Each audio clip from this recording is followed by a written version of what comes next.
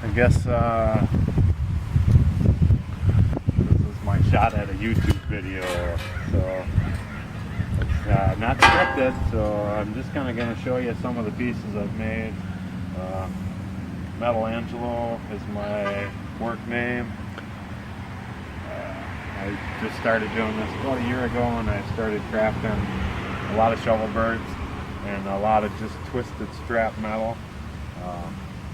One of my newest pieces, and I've got into a lot of the swirl dip art. So a lot of them are painted too with multicolored paints.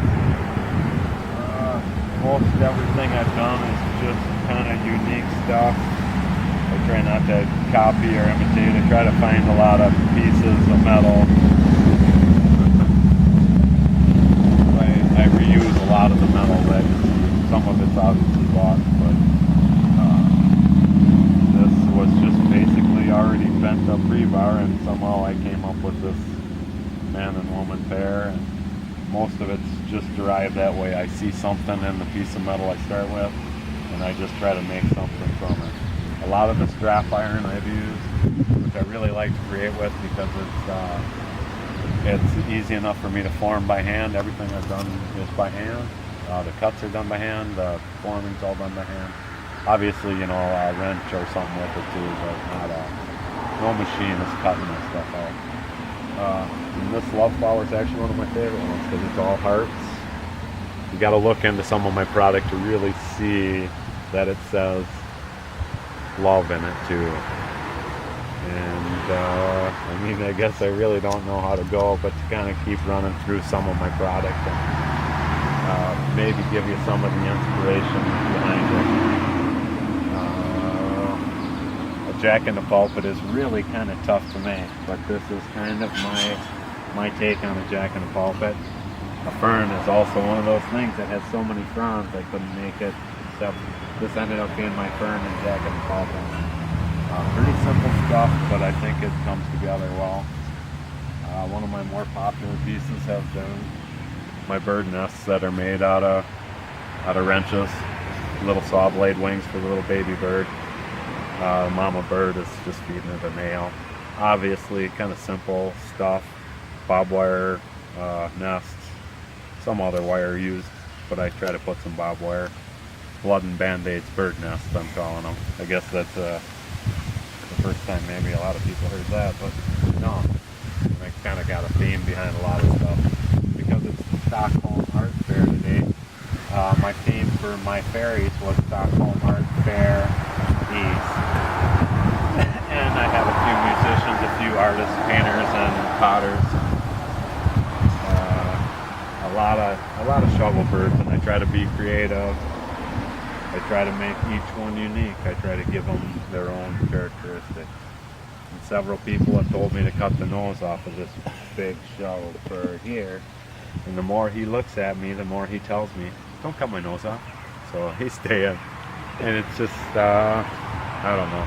This was a little more modern stuff that I just did recently, basically for the art fair, because I figured there'd be a little more artsy crowd around maybe. And none of my wind chimes make a lot of noise, but if you get them in the right wind, they might. No guarantees.